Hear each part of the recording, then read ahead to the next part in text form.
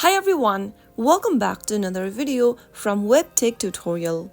In today's episode, I'm going to be showing you how to download a Revolut application on your iPhone. So without wasting much of our time, let's dive into the video. So the first thing to do is to tap open your App Store. In the search box, type in Revolut and search.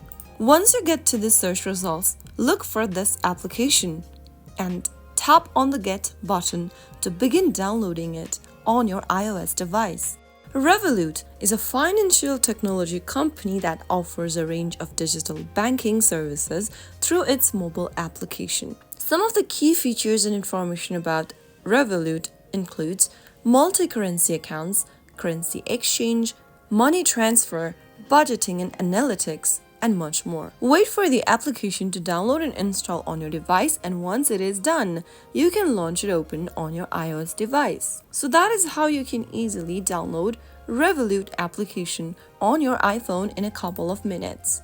If you found the video to be helpful, go ahead and give us a thumbs up. Don't forget to subscribe to the channel by hitting the subscribe button.